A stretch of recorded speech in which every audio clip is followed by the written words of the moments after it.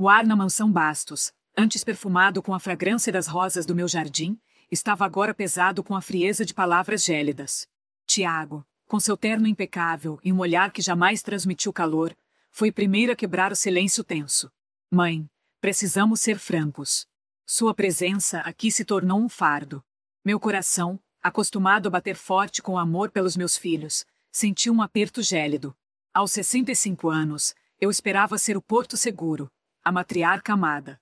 Em vez disso, fui recebida com a crueldade calculada de Isabela, que se aproximou com um sorriso forçado. Ele tem razão, mamãe. Você não cuida mais da casa como antes. É melhor que procure outro lugar. Rafael, o mais novo, permaneceu em silêncio perto da lareira, um espectador passivo da minha desgraça. Ele sempre foi o mais frágil, facilmente influenciado pelos irmãos mais velhos. Seus olhos evitavam os meus, um reflexo da sua incapacidade de confrontar a própria ganância. Um fardo, repeti, a voz embargada pela incredulidade. Esta casa, tudo isto, foi construído com o meu suor, com o meu amor. Vocês não se lembram de nada. Tiago deu um passo à frente, a arrogância em sua postura inabalável. Lembramos que você é uma senhora idosa que precisa de cuidados. E nós temos nossas próprias vidas para viver. Sua dependência nos atrasa. Isabela sentiu, seus olhos brilhando com uma satisfação dissimulada. É apenas o que é justo, mamãe. Precisamos seguir em frente. Naquele momento, a verdade cruel se cristalizou. Não era a idade, nem a minha suposta incapacidade. Era a fome insaciável por tudo que eu possuía, disfarçada de preocupação filial. Fui expulsa da minha própria casa, debaixo do olhar indiferente do meu filho caçula, por aqueles que um dia chamei de meu tudo. A dor era imensa, mas por baixo dela, uma chama fria começava a arder. Eles não faziam ideia do inferno que haviam acabado de desencadear. De 15 o silêncio do táxi era um bálsamo amargo contra o eco das palavras cruéis. Cada quilômetro percorrido me afastava da mansão Bastos, do lar que construí e que me foi roubado. O asfalto cinzento da cidade parecia refletir a paisagem desoladora que se abriu em meu peito. A dor da rejeição ainda pulsava, uma ferida aberta, mas por baixo dela, algo mais profundo e sombrio começava a se formar. Uma determinação fria, forjada na traição. Cheguei ao meu refúgio secreto, um apartamento discreto em um bairro tranquilo, longe dos olhos curiosos e da opulência que agora pertencia a eles. Era um lugar escolhido por sua simplicidade e anonimato, um contraste gritante com a ostentação que me expulsara. As paredes claras, os móveis funcionais, a luz suave que entrava pela janela. Tudo ali era um lembrete de que, apesar da fortuna que acumulei, minha vida se resumia, naquele momento, a um novo começo solitário. Descarreguei as poucas malas que me permitiram levar, sentindo o peso da minha nova realidade. O cheiro de tinta fresca e de madeira nova parecia zombardes de todo o meu passado. A noite caiu rapidamente, trazendo consigo a escuridão e um silêncio ainda mais opressor. Sentei-me no chão frio da sala, abraçando os joelhos, permitindo que as lágrimas finalmente rolassem. Não eram lágrimas de fraqueza, mas de uma dor antiga que se misturava à recente. A imagem dos rostos de Tiago e Isabela, tão frios e calculistas, era um fantasma que me assombrava. E Rafael, meu menino, o silêncio dele era a pior das acusações. Onde estava o amor que eu lhes dei? Onde estava a gratidão que esperava de quem criei com tanto esmero? Foi então que meus olhos pousaram sobre ela, esquecida por um momento na minha aflição. Uma caixa de madeira escura, com entalhes delicados e um fecho de metal envelhecido. A caixa da joias antiga. Ela guardava mais do que pedras preciosas. Guardava segredos, lembranças e, mais importante, o meu plano. Com as mãos trêmulas, mas firmes, abri o fecho. O aroma suave de lavanda e de metal polido emanou, um perfume nostálgico que me transportou para outra época. Lá dentro, as joias repousavam em veludo desgastado, um tesouro que eu mantive oculto, uma reserva de segurança contra as incertezas da vida. Mas hoje, elas não eram apenas relíquias de um passado glorioso. Eram as ferramentas da minha retribuição. Cada colar, cada anel, cada par de brincos representava um pedaço da minha história, da minha força, da minha resiliência. Era uma prova tangível de que eu não era apenas uma senhora idosa que se tornou um fardo. Eu era Aurora Bastos, a mulher que construiu um império, a mãe que foi brutalmente rejeitada. Peguei o primeiro item que meus dedos alcançaram, um pesado bracelete de ouro maciço, incrustado com safiras profundas. Lembrei-me do dia em que meu falecido marido, Elias, me presenteou com ele, em comemoração ao nosso primeiro grande sucesso financeiro. Ele sempre acreditou em mim, mesmo quando o mundo duvidava. Ele me ensinou a ser forte, a ser astuta, a nunca subestimar o meu próprio valor. Agora, era hora de honrar sua memória e usar o legado que construímos juntos. A dor da rejeição, embora ainda presente, começava a ser ofuscada por uma determinação sombria e implacável. Eles pensaram que me tiraram tudo. Pensaram que me deixaram indefesa, à mercê da minha idade e da minha suposta fragilidade. Mal sabiam eles que, ao me expulsarem daquela casa, me libertaram. Libertaram a mulher que eles subestimaram, a mente que eles ignoraram, a força que eles pensaram ter aniquilado. Com a caixa aberta em meu colo, comecei a traçar os contornos do meu plano. Cada peça, cada memória associada a ela, era um passo estratégico. Aquele apartamento discreto não era apenas um refúgio, era o meu quartel-general. A partir dali, a vingança seria orquestrada, fria e calculista como a rejeição que sofri. Eles queriam minha fortuna? Eles a teriam, mas não da maneira que imaginavam. Eles colheriam o que plantaram, e a colheita seria amarga. O inferno que eles desencadearam estava apenas começando, e eu seria o seu anjo vingador. O aroma de lavanda e metal polido da caixa ainda pairava no ar do meu refúgio, mas a noite exigia ação. A dor ainda era um nó na garganta, um lembrete constante da traição, mas a determinação que se acendera em mim era mais forte. Era a hora de ativar a primeira peça do meu intrincado tabuleiro. O escritório de advocacia Monteiro era um santuário de discrição e confiança, um lugar onde a minha história, e a fortuna que a sustentava, estariam seguras. A viagem até lá foi breve, mas cada rua percorrida parecia um passo mais para longe da Aurora que meus filhos conheceram, e um passo mais perto da mulher que eu realmente era. O sol da manhã começava a despontar, tingindo o céu de tons rosados, um contraste com a escuridão que eu carregava por dentro. Ao chegar, o porteiro, um homem de semblante sério, mas com um brilho de reconhecimento nos olhos, anunciou minha presença. Poucos sabiam do meu envolvimento com Elias Monteiro, e menos ainda sobre a extensão da nossa parceria. Fui conduzida a uma sala de reuniões austera, onde o silêncio era quebrado apenas pelo tic-tac de um relógio de pêndulo antigo. Elias já me esperava, sentado à cabeceira da mesa de mogno polido. Seus cabelos grisalhos e a expressão serena em seu rosto transmitiam uma calma que eu há muito não sentia. Ele era meu guardião, o depositário dos meus segredos mais profundos e o braço executor dos meus planos mais audaciosos. Com a experiência que eu tinha, sabia que ele seria o único em quem poderia confiar plenamente. Aurora, disse ele, a voz grave e reconfortante. Sei que não foi fácil. Sinto muito por tudo que aconteceu. Eu apenas assenti, incapaz de articular palavras naquele momento. A emoção ameaçava transbordar, mas me controlei. Ele sabia que eu não buscava piedade, mas sim justiça. Trouxe o que combinamos, Elias, falei, minha voz ainda um pouco trêmula. Coloquei sobre a mesa o caderno de anotações de Aurora, um volume encadernado em couro que continha anos de registros meticulosos, estratégias financeiras e detalhes íntimos da construção do meu império. Ao lado dele, depositei a chave de um cofre bancário, um objeto simples, mas de poder imensurável. Aqui está. Tudo que eu acumulei, tudo que eles pensam que é deles por direito, está detalhado aqui. E esta chave. Fiz uma pausa, olhando diretamente nos olhos dele. Esta chave abre a porta para o início do fim para eles. Elias pegou o caderno e a chave, examinando-os com a seriedade que lhe era peculiar. Os próximos passos já estão traçados. Aurora. A operação será discreta, mas implacável. Eles não terão a menor ideia do que os atingiu até que seja tarde demais. Ele abriu o caderno, folheando as páginas com uma familiaridade que me tranquilizou. O plano de descapitalização inicial, a transferência dos ativos para contas seguras, a semeadura da discórdia entre eles. Tudo está aqui. E a conta principal, a que os manterá ocupados enquanto nós agimos, já está pronta. Um leve sorriso curvou meus lábios. Aquele homem, com sua lealdade inabalável, era a personificação da minha força. Ele entendia a profundidade da minha dor e a necessidade da minha retribuição. O tempo é crucial, Elias, reforcei. Eles estão se acomodando na minha casa, desfrutando do que é meu. Cada dia que passa é um dia mais de impunidade para eles.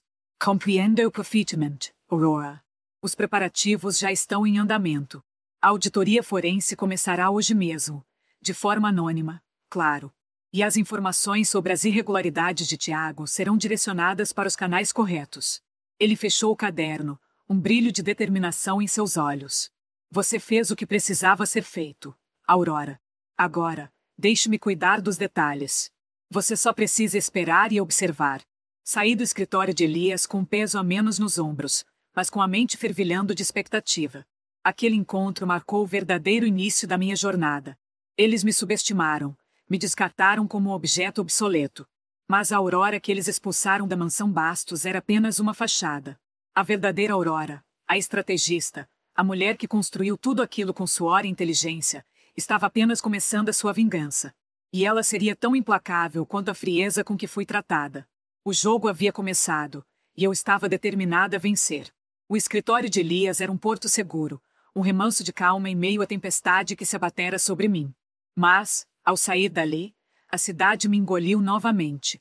A pressa, o barulho, a indiferença das pessoas que passavam apressadas, tudo isso me trouxe de volta à dura realidade. A mansão Bastos, com suas paredes que antes me acolhiam, agora era um palco de traição. O peso daquele lugar, o eco das risadas dos meus filhos, o silêncio de Rafael, tudo isso me assombrava. Enquanto caminhava sem rumo pelas ruas que antes conhecia tão bem, meus pensamentos vagavam para um tempo mais doce, um tempo de cumplicidade e de sonhos compartilhados. O passado, como uma sombra persistente, se projetava sobre o presente. Lembrei-me do início, daquela casa modesta onde Elias e eu começamos. Ele, com seus olhos que sempre viam além do óbvio, e eu, com a ambição que ele soube nutrir. Não éramos apenas marido e mulher, éramos parceiros, construindo tijolo por tijolo um futuro que parecia inabalável. O cheiro de café fresco que emanava de uma pequena cafeteria me fez parar. Sentei-me a uma mesa afastada, pedindo apenas um chá.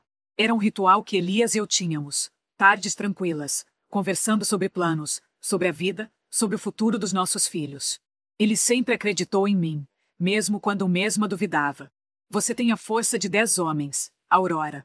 Ele costumava dizer, um sorriso caloroso iluminando seu rosto. E a mente de um gênio. Nunca se esqueça disso. Essas palavras, ditas há tantos anos, ecoavam agora com uma força renovada. Era um bálsamo para a ferida aberta da rejeição, mas também um lembrete pungente da ingratidão que recebi. Tiago, com sua arrogância herdada, e Isabela, com sua frieza calculista, haviam esquecido quem lhes deu tudo. Rafael, meu caçula, tão facilmente influenciável, apenas assistiu. Onde estava o amor que eu lhes dediquei? Onde estava a gratidão que um filho deve aos pais? O chá esfriou na xícara enquanto eu revivia aqueles momentos. A construção da fortuna não foi um golpe de sorte, mas fruto de anos de trabalho árduo, de noites em claro, de sacrifícios. E Elias estava ao meu lado em cada passo, um porto seguro, um incentivador incansável. Ele me presenteou com um colar, um delicado fio de ouro com um pingente de olho grego. Para proteger você dos maus olhados, ele disse, e para que sempre se lembre do meu amor. A lembrança me fez levar a mão ao pescoço, buscando o colar que, é claro, não estava ali. Provavelmente perdido na confusão da minha saída. Mas a memória do seu significado era mais valiosa do que o próprio objeto. Peguei minha bolsa, decidida a não me afogar em lembranças melancólicas. Havia um plano a ser executado. No fundo da bolsa, entre papéis e objetos aleatórios, meus dedos encontraram algo diferente. Um pequeno maço de envelopes amarelados, amarrados com uma fita de seda desbotada. Carta do amor antiga. Eram as cartas que Elias me escrevia em nossos primeiros anos, cheias de paixão, de promessas, de uma ternura que parecia pertencer a outra vida. Com as mãos trêmulas, abri o primeiro envelope.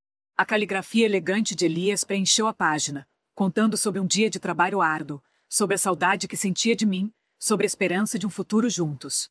Cada palavra era um testemunho do amor que nos unia, um amor que contrastava brutalmente com a deslealdade que agora me cercava. Eu sabia que essas cartas não eram apenas lembranças românticas. Eram parte do meu passado, da minha história, da mulher que eu era antes de me tornar um fardo para os meus filhos. Era uma prova viva de que eu não era apenas uma senhora idosa à deriva. Eu era Aurora Bastos, a mulher que amou e foi amada, a mulher que construiu um império com a força do seu caráter e o apoio de um homem que havia como seu maior tesouro. A dor ainda estava lá, mas agora, misturada a ela, havia uma força renovada. A força de um amor que o tempo não apaga, e a determinação de honrar a memória de Elias, fazendo com que a ingratidão de Tiago e Isabela fosse devidamente punida. A mansão Bastos, antes meu santuário, agora era o palco da mais cruel ironia. Tiago e Isabela, com seus sorrisos triunfantes e a arrogância estampada no rosto, passeavam pelos corredores como se fossem os donos do mundo. Desfrutavam dos luxos, das mordomias, dos bens que eu, com anos de trabalho árduo e a parceria inestimável de Elias, construí. A cada dia, eles se afundavam mais na ilusão de que haviam vencido, que a velha Aurora, expulsa e despojada, era apenas um fantasma do passado. Mal sabiam eles que o fantasma estava mais vivo do que nunca, tecendo uma teia invisível que começava a se apertar. Os primeiros sinais foram sutis, quase imperceptíveis.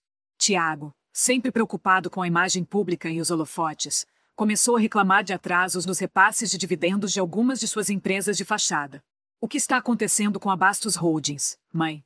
ele perguntou uma vez, com um tom de impaciência disfarçada de preocupação, esquecendo-se por um instante de que eu não era mais a mãe a quem ele podia recorrer.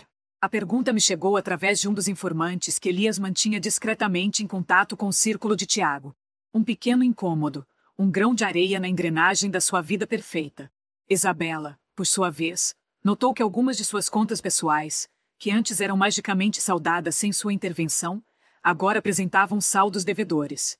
Pequenas transações que ela sequer se lembrava de ter feito, ou melhor, que haviam sido feitas em seu nome sem seu conhecimento. Um incômodo ainda maior para alguém tão controladora e obcecada por manter a aparência de prosperidade impecável. Ela sempre delegou os detalhes financeiros a outros, confiando cegamente que a máquina de dinheiro que eu construí funcionaria eternamente a seu favor. Agora, a máquina começava a engasgar. Eu imaginava as discussões deles, os olhares de desconfiança trocados, as acusações veladas. Tiago, sempre a culpar os outros, provavelmente acusava Isabela de má gestão. Isabela, com sua astúcia, certamente tentaria desviar a culpa para algum funcionário incompetente, talvez até para a memória de uma Aurora que já não podia se defender. Eles se viam como reis, mas eu estava sutilmente desmantelando o castelo, peça por peça, sem que eles percebessem. Elias me relatava tudo com a precisão de um cirurgião. A auditoria forense que iniciamos de forma anônima já está revelando algumas discrepâncias preocupantes nas contas da holding, Aurora. Pequenas transferências, desvios de fundos que parecem ter sido planejados para parecerem erros operacionais.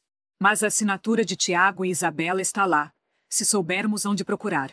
Ele sabia que eu não buscava apenas a retribuição, mas a exposição completa da podridão que eles cultivavam. Era um jogo de paciência, um xadrez em câmera lenta.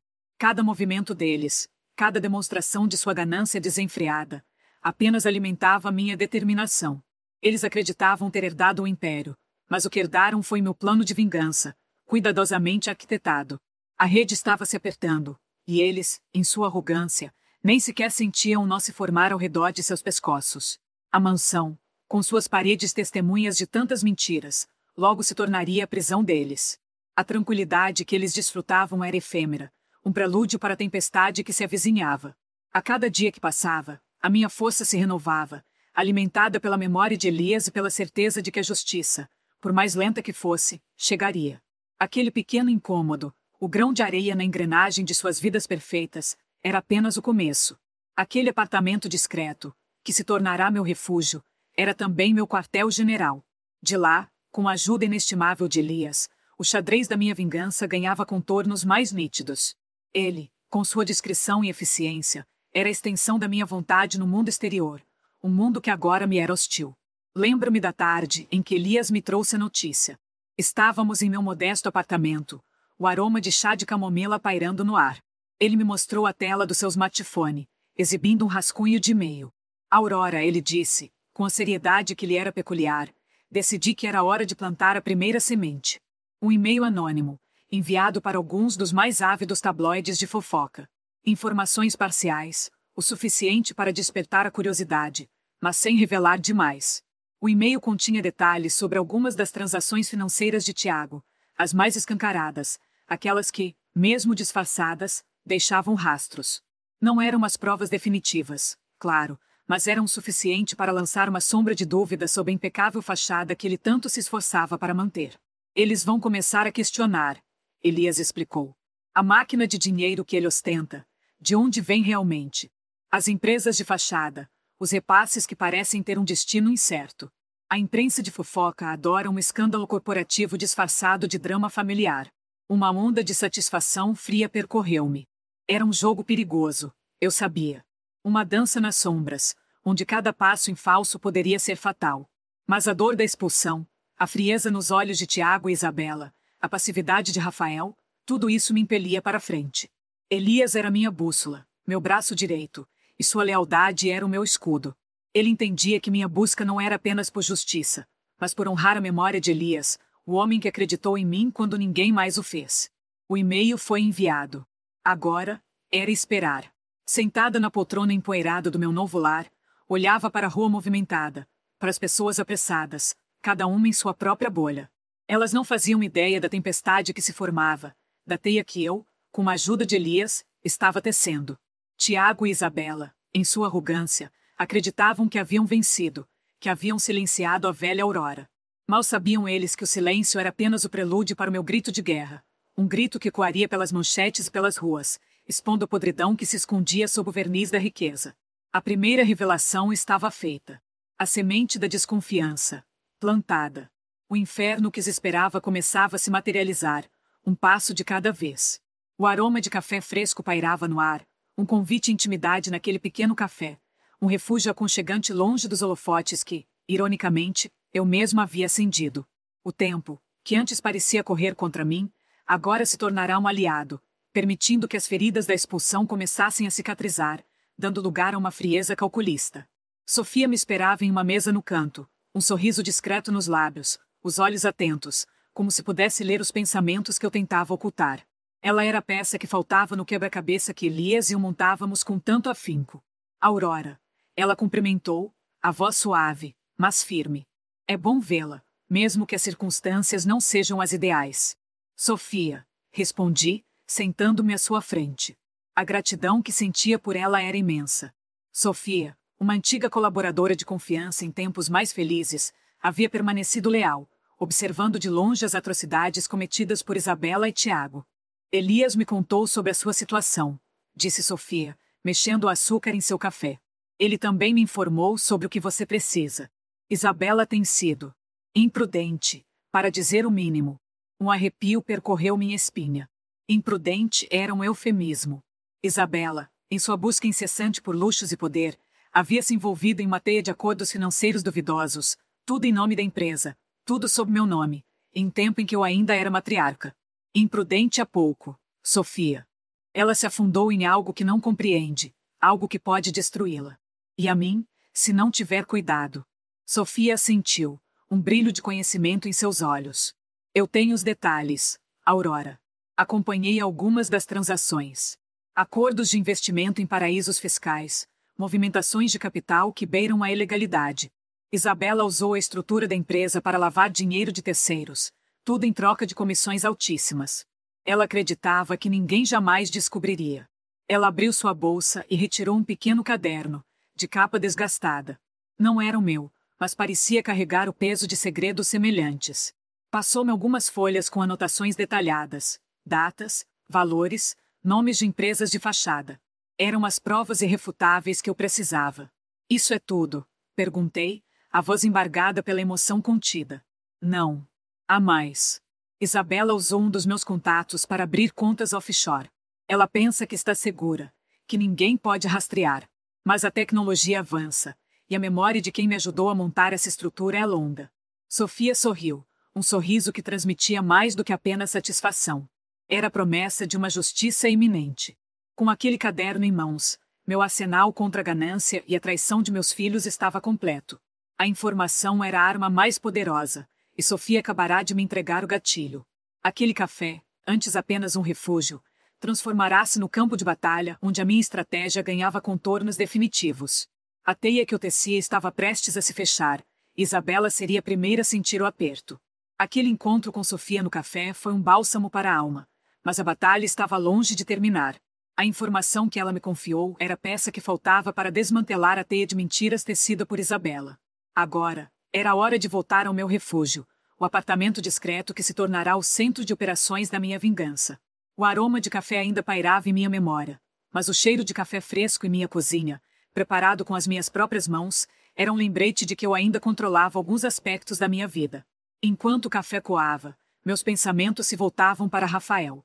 O mais novo, sempre tão suscetível às promessas vazias e ao brilho do dinheiro fácil. Isabela, Com sua habilidade ímpar para manipular, certamente tentaria usá-lo. Eu o conhecia bem demais para acreditar que ele teria força de caráter para resistir. Ele era um barco à deriva, à mercê das marés mais fortes. Isabela era uma tempestade em pessoa. Precisava antecipar os movimentos dela. Poucos dias depois, recebi uma mensagem de Elias. Rafael está inquieto, dizia o texto criptografado. Isabela o procurou.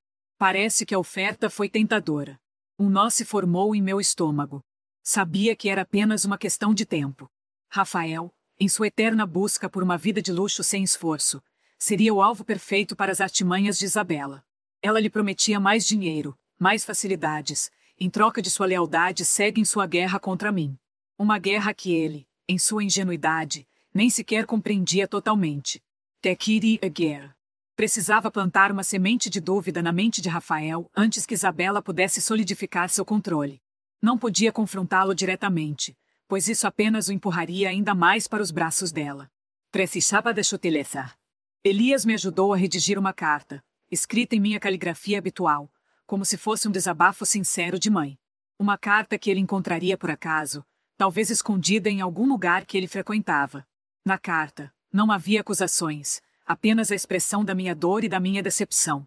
Mencionei como me sentia solitária e desamparada, como a expulsão de minha própria casa havia sido um golpe devastador. Falei sobre as memórias que guardava dele, sobre o amor que sempre senti, mesmo quando ele parecia alheio. E, sutilmente, toquei na questão financeira, na forma como Isabela estava dilapidando o patrimônio da família em seus caprichos, sem pensar nas consequências. Terminei com um apelo, um convite para que ele me procurasse, para que conversássemos como mãe e filho, longe das influências de Isabela. Deixei a carta em um dos antigos esconderijos de Rafael, um pequeno cômodo na antiga mansão que ele ainda usava para guardar suas bugigangas. Era um risco, eu sabia.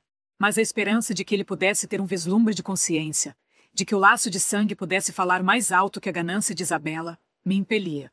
O medo de que ele se tornasse apenas mais uma marionete em seu jogo cruel era avassalador. Rafael era frágil, e Isabela era implacável. Ele estava prestes a ser manipulado de forma cruel, e eu só podia esperar que a minha carta chegasse a tempo de semear a dúvida, de fazê-lo questionar as promessas de sua irmã e o futuro sombrio que ela desenhava para todos nós.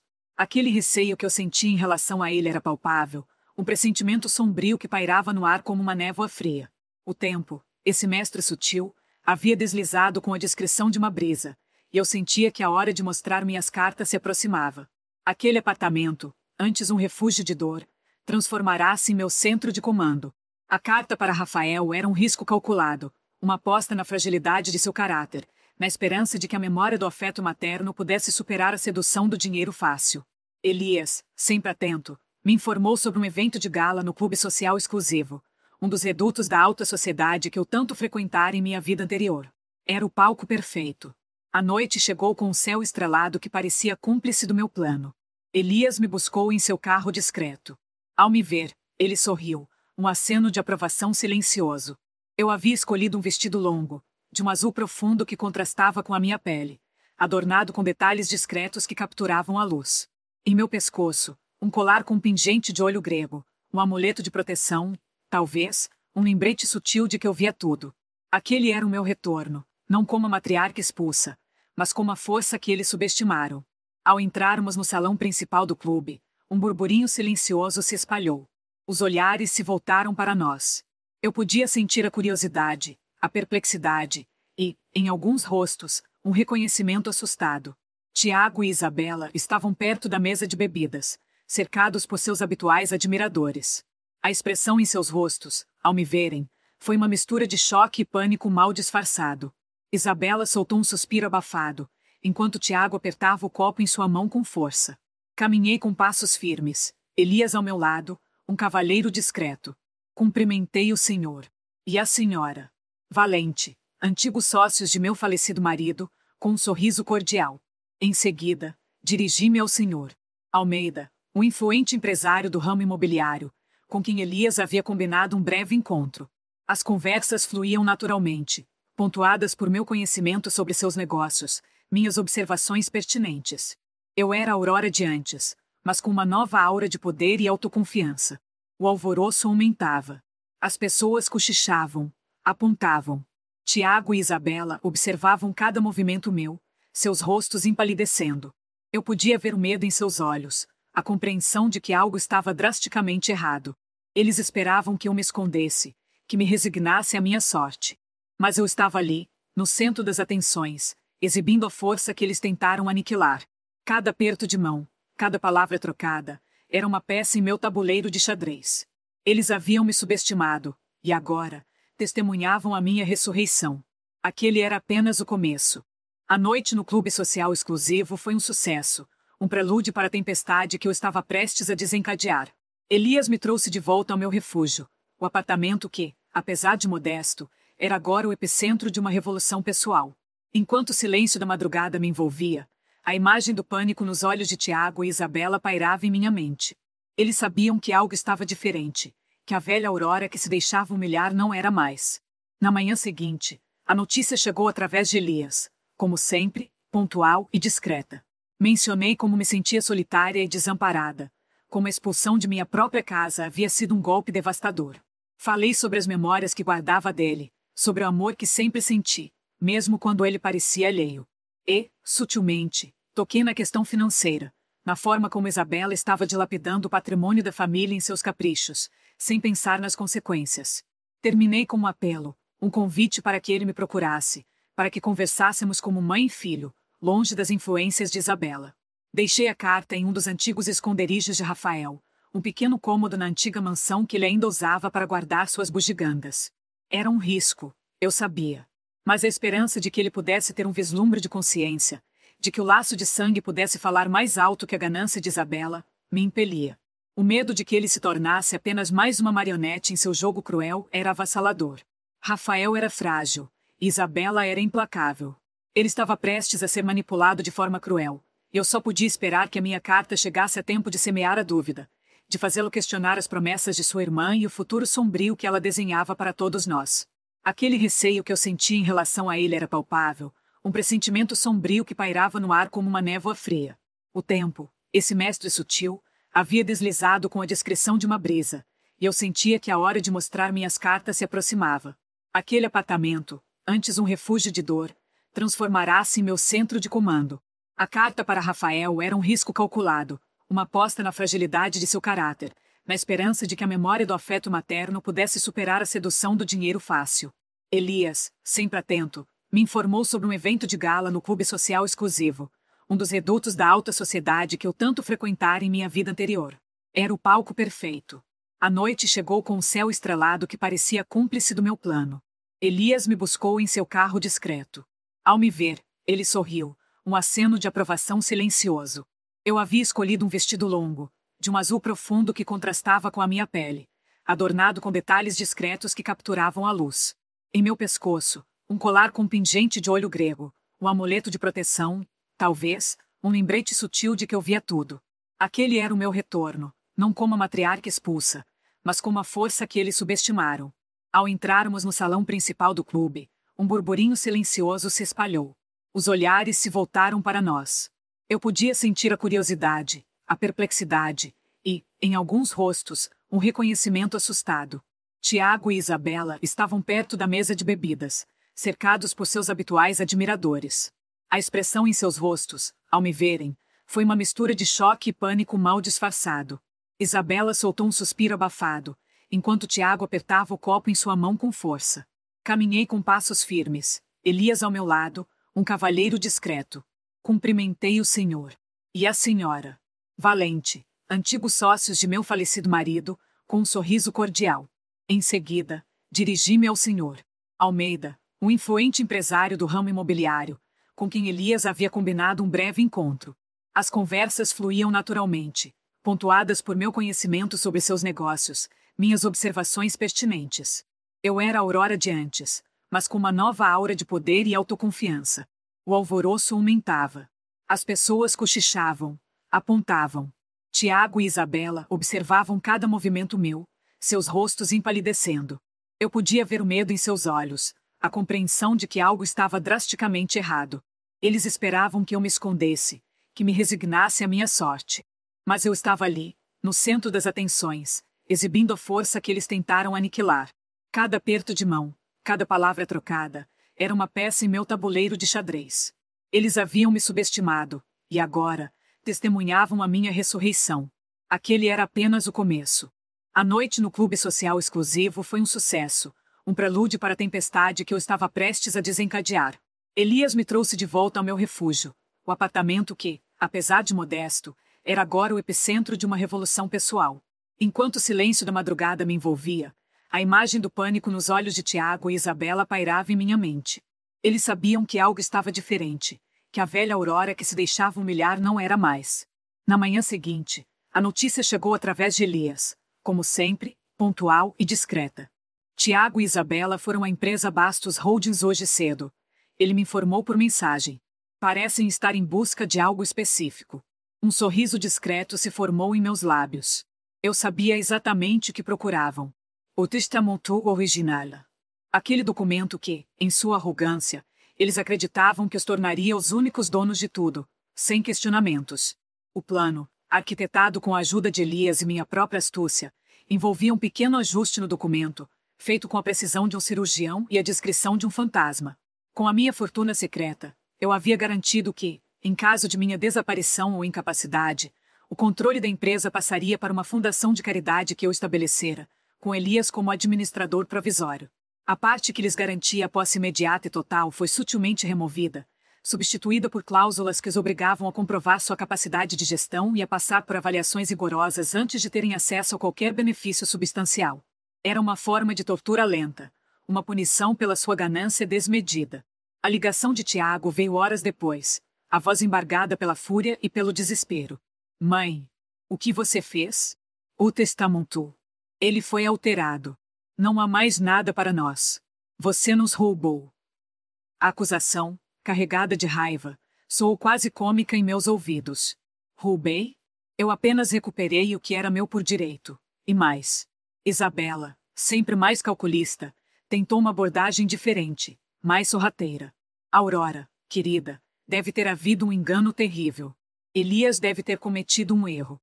Precisamos ver o documento original, o que o papai deixou. É nosso por direito. A falsidade em sua voz era palpável, um veneno doce que ela tentava me oferecer. Um engano, Isabela, respondi, minha voz calma, mas firme. Ou talvez a verdade, finalmente, tenha vindo à tona? A verdade é que vocês nunca foram dignos de administrar o legado de seu pai. A verdade é que eu, que vocês expulsaram como uma indesejada, sou a única que compreende o valor do que construímos. O silêncio do outro lado da linha era ensurdecedor. Eu podia sentir a raiva fervilhando, o pânico se instalando. Eles estavam acostumados a ter tudo, a controlar tudo. Agora, o controle lhes escapava por entre os dedos, e a causa era eu, a mãe que eles desprezaram.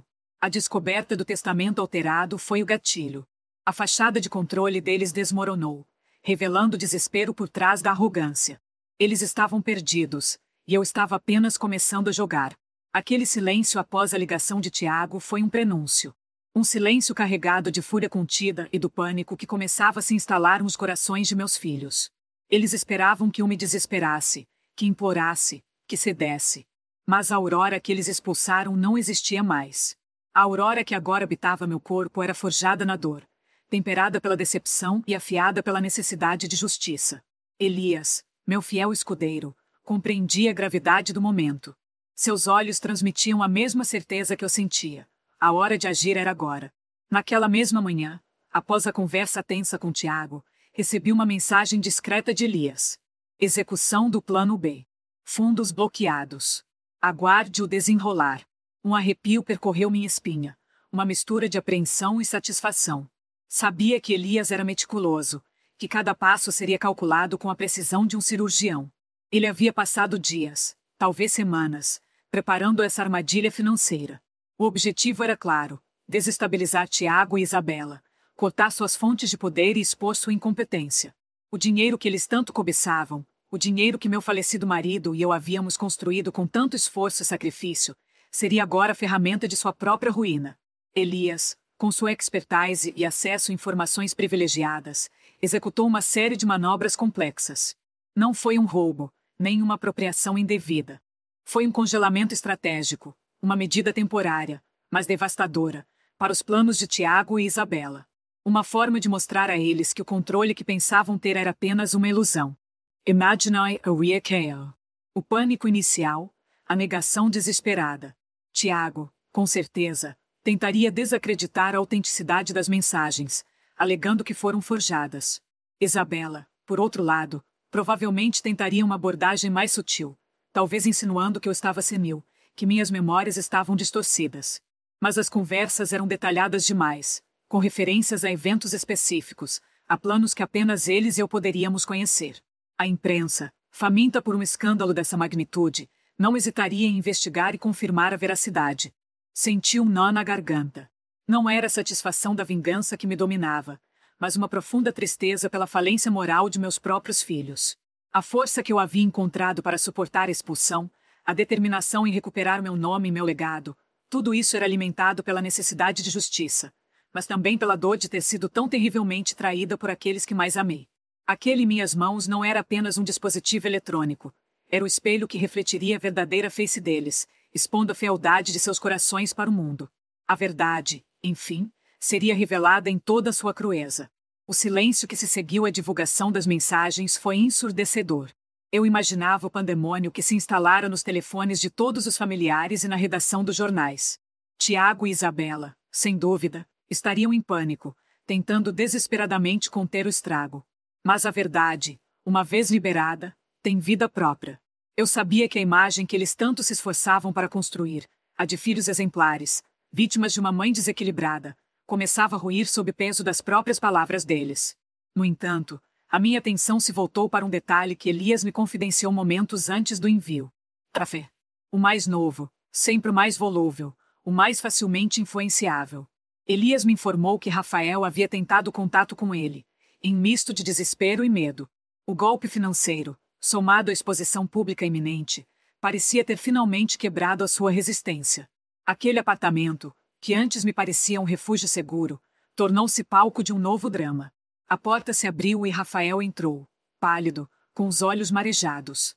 Aquele olhar de quem se sente encurralado, mas também, talvez, de quem busca um último fio de esperança.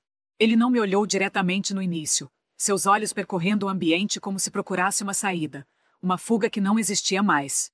Mãe. A voz dele saiu embargada, um sussurro quase inaudível. Ele se aproximou, hesitante, como se temesse a minha reação.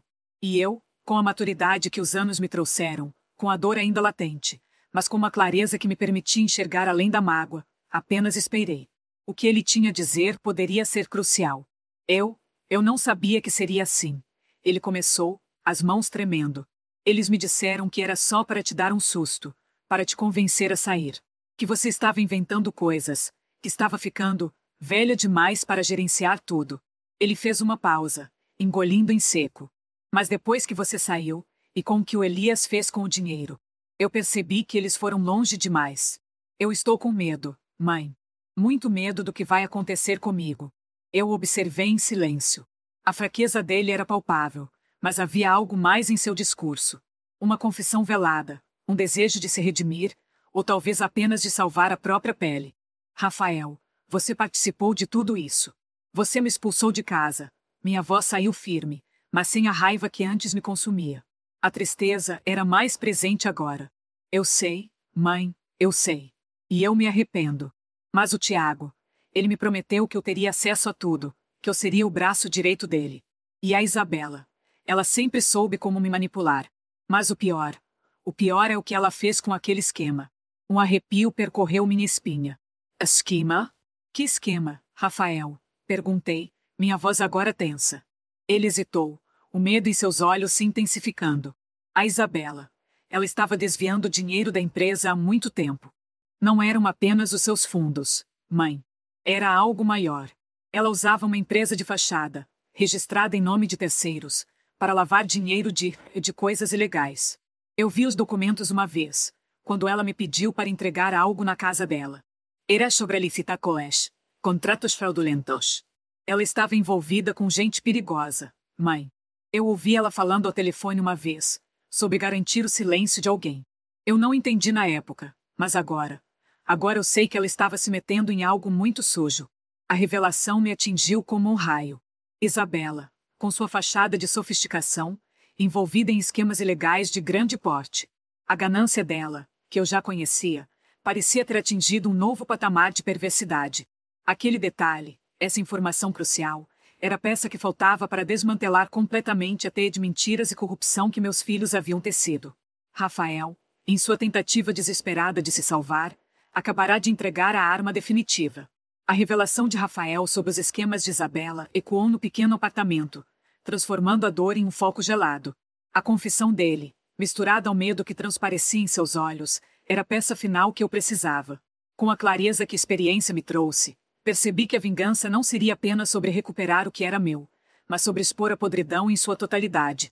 As mensagens que Elias enviará já haviam iniciado o estrago, mas a informação sobre o desvio de dinheiro e as atividades ilegais de Isabela adicionavam uma camada de gravidade que nem eu esperava. Imediatamente, contatei Elias. Sua calma habitual era um bálsamo, mas sua voz, ao receber a nova informação, carregava uma seriedade incomum. Ele compreendeu a magnitude do que Rafael acabará de entregar. Era mais do que fraude financeira. Era lavagem de dinheiro, corrupção, talvez até envolvimento com o submundo. A prova que eu tinha em mãos, através das palavras de meu filho mais novo, era chave para uma investigação completa e implacável. Nas semanas que se seguiram, o mundo de Tiago e Isabela desmoronou. A imprensa, já munida das mensagens criptografadas, agora tinha confirmação de que a história era muito mais sombria do que parecia. As autoridades, alertadas por Elias com a nova e bombástica informação de Rafael, iniciaram uma investigação minuciosa. As empresas de fachada de Isabela, os contratos fraudulentos, as licitações viciadas, tudo veio à tona. A fachada de respeitabilidade que eles tanto se esforçavam para manter foi estraçalhada, revelando a podridão por baixo. Eu acompanhei tudo de longe, do meu discreto refúgio. Elias me mantinha informada dos detalhes. Tiago, com sua arrogância, tentou negar tudo, mas as provas eram esmagadoras. Ele foi levado para depor, sua postura altiva desmoronando a cada pergunta incisiva dos investigadores. Isabela, por outro lado, tentou usar sua astúcia, mas o esquema que ela arquitetara era complexo demais para ser dissimulado. A confissão de Rafael, detalhando os fluxos de dinheiro e os contatos suspeitos, foi o golpe final. Ele, em troca de sua colaboração, recebeu uma pena reduzida, uma consequência inevitável de sua participação, mas um alívio comparado ao destino de seus irmãos. A notícia da prisão de Tiago e Isabela abalou a sociedade. A imagem dos herdeiros exemplares, tão cuidadosamente construída, desfez-se em pó. A imprensa publicou manchetes chocantes, detalhando a extensão da fraude e da corrupção. O nome Bastos, antissinônimo de sucesso e respeitabilidade, agora era associado a escândalos e crimes. A mansão Bastos, o símbolo da riqueza e do poder que eles usurparam, foi apreendida pelas autoridades. Imaginei a cena, os cofres vazios, os salões silenciosos, a opulência agora um testemunho mudo de sua queda. Eu não senti um triunfo avassalador, mas sim uma profunda melancolia. Ver meus filhos, a quem dediquei minha vida, chegarem a tal ponto de depravação moral era um peso insuportável. A justiça havia sido feita, a verdade prevaleceu, mas o custo foi imenso. A família que eu sonhara construir, repleta de amor e respeito, fora destruída pela ganância e pela traição. Elias, com sua lealdade inabalável, garantiu que todos os meus bens fossem recuperados e que minha fortuna estivesse segura. A empresa Bastos Holdings, agora livre da influência corrupta de Tiago e Isabela, seria reestruturada sob sua supervisão, seguindo os meus novos desígnios. Eu não tinha mais o desejo de administrar os negócios. Meu foco mudará. A experiência me ensinara que a verdadeira riqueza não se mede em dinheiro, mas na paz de espírito e na liberdade. Rafael, embora livre, carregava cicatrizes de suas escolhas. Ele me procurou algumas vezes, pedindo perdão, mas as palavras pareciam vazias diante da magnitude de seus atos. Não eram apenas os seus fundos. Mãe. Erra alguma maior. Ela usava uma empresa de fachada, registrada em nome de terceiros, para lavar dinheiro de coisas ilegais. Eu vi os documentos uma vez, quando ela me pediu para entregar algo na casa dela. Era sobre licitações, contratos fraudulentos. Ela estava envolvida com gente perigosa, mãe. Eu ouvi ela falando ao telefone uma vez, sobre garantir o silêncio de alguém. Eu não entendi na época, mas agora eu sei que ela estava se metendo em algo muito sujo. A revelação me atingiu como um raio. Isabela, com sua fachada de sofisticação, envolvida em esquemas ilegais de grande porte. A ganância dela, que eu já conhecia, parecia ter atingido um novo patamar de perversidade. Aquele detalhe, essa informação crucial, era a peça que faltava para desmantelar completamente a teia de mentiras e corrupção que meus filhos haviam tecido. Rafael, em sua tentativa desesperada de se salvar, acabará de entregar a arma definitiva. A revelação de Rafael sobre os esquemas de Isabela ecoou no pequeno apartamento, transformando a dor em um foco gelado. A confissão dele, misturada ao medo que transparecia em seus olhos, era a peça final que eu precisava. Com a clareza que a experiência me trouxe, percebi que a vingança não seria apenas sobre recuperar o que era meu, mas sobre expor a podridão em sua totalidade. As mensagens que Elias enviará já haviam iniciado o estrago, mas a informação sobre o desvio de dinheiro e as atividades ilegais de Isabela adicionavam uma camada de gravidade que nem eu esperava. Imediatamente, contatei Elias. Sua calma habitual era um bálsamo, mas sua voz, ao receber a nova informação, carregava uma seriedade incomum. Ele compreendeu a magnitude do que Rafael acabará de entregar. Era mais do que fraude financeira. Era lavagem de dinheiro, corrupção, talvez até envolvimento com o submundo. A prova que eu tinha em mãos, através das palavras de meu filho mais novo, era chave para uma investigação completa e implacável. Nas semanas que se seguiram, o mundo de Tiago e Isabela desmoronou. A imprensa, já munida das mensagens criptografadas, agora tinha confirmação de que a história era muito mais sombria do que parecia.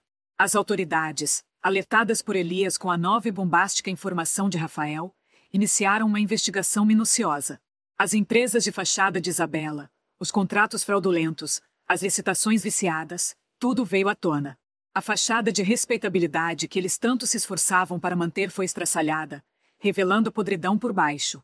Eu acompanhei tudo de longe, do meu discreto refúgio. Elias me mantinha informada dos detalhes.